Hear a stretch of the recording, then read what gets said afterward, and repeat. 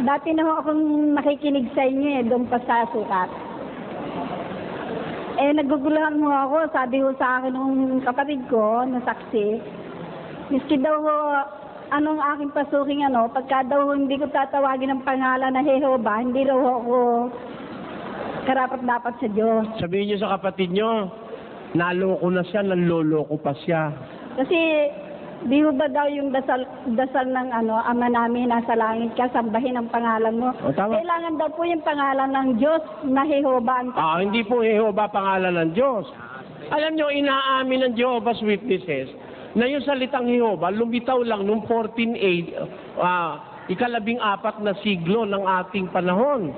14th century AD. Nito, 1,400 taon pagkatapos ng mga apostol. At sinasabi rin doon sa kanilang libro na yun daw Jehovah, yung salitang Jehovah, ginawa ng makabago. Yung Jehovah, hindi alam ng mga Hudyo kahit ng mga unang Kristiyano. Kaya inaamin nila yun na yung salitang Jehovah, bago lang litaw hindi ho yan talagang pangalan ng Diyos. Pero doon po sa pinabasa po sa akin, mismo si Abraham daw ho yun na gano'n nasabi. Sa Biblia ho? Oo. Sa Biblia? Sa kanilang, Sa Tagalog po? Sa kanilang Biblia na. Bagong gawa lang ho yung Biblia nila, hindi ho totoo yun. Miski doon ho kay Jacob. Alam nyo, titignan nyo muna ho ang Biblia na ipapabasa po sa inyo. Kung ang Biblia papabasa sa inyo, Tagalog, ito po nung maisulat, 1902. Ho? Ito namang King James Version, nung maisulat, 1611. Opo. Yung Vulgata Latina, 400 AD. Yung Codex, ano nga yung Codex na unang-una? Oxyrhynchus Papyrus, na isulat po yon mga 300 AD. Doon ho sa mga matatandang manuskrito na yun, wala pong Jehova ron. Eto, hamunin nyo yung kapatid nyo. Pag nakapagpakita siya ng salitang Jehova, doon sa mga naunang kasulatan, papaputol po ako ng lalamunan. Hindi nga. Ginagarantiya ko sa inyo lalamunan ko. Eto, pakinggan nyo. Ito pong salitang Jehova, ito po ay lumitaw lamang noong 14th century. Nakasulat ito sa libro ng Saksi ni Jehova, yung Interlinear New World Translation of the Greek Scriptures. Doon sa preface, ang nakasulat doon, yun daw salitang Jehova, lumitaw lang noong 14 na siglo. Paano magiging yun ang pangalan ng Diyos?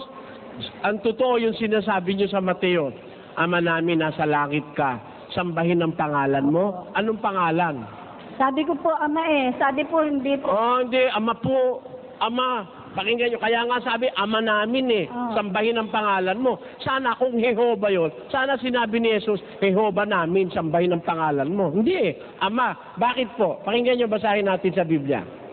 Sapagkat ikaw ay aming Ama, bagaman hindi kami kinilala ni Abraham, at hindi kami kilala ng Israel, ikaw, O Panginoon, ay aming Ama, na mula sa walang pasimula ay siya mong pangalan. Tayo, Thou art our Father, from everlasting is thy name.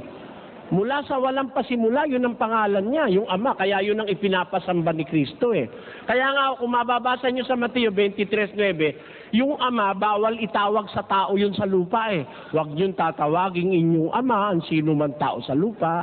Kasi isa lang ang dapat tawaging Ama pagdating sa pananampalataya, yung nasa langit. Pero ang tawag ko po sa aking tatay ay Ama.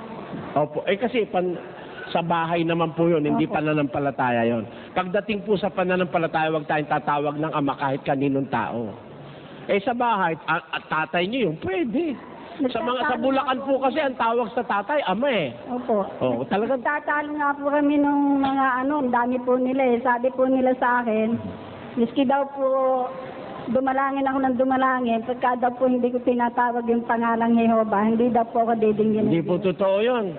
Nung panahon ni Moises, dinadalangin nila, wala silang alam na pangalan Ang tawag lang nila, Diyos ni Abraham Sabi ko, nasa Bible naman, pati yung Ama sabi niya, yung daw yung tao may pangalan Eh bakit daw, di lalo na daw yung Diyos may pangalan yun. Ay, may talaga namang may pangalan ng Diyos, pero ang pangalan niya, Ama. Nga po. Yun ang kanyang everlasting name, according to the Bible. Eh kaso sila, yung daldal lang iba ho yung nasa Biblia kaysa sa daldal. Ganito ang ginagawa nila Di ba, yung tatay mo may pangalan? Ganun nga. Ginagawa nila filosofya. Susundan ko kayo. Ako, ang tatay ko, ang pangalan, Triunfo. Anak ako. Pagtawag ko sa tatay ko, tatawagin ko ba Triunfo? Ama. Hindi po. Tatay mo, Pedro, pagtawag, anak ka. Pedro, sampaling kita pag tinawag mo kong Pedro. Di ba? Ang pagtawag na may paggalang kung anak ka, kahit may pangalan Pedro ang tatay mo, pag tinawag mo ang tatay mo, ang tawag mo, tatay. Nakita nyo? Yun po ibig ko sabihin.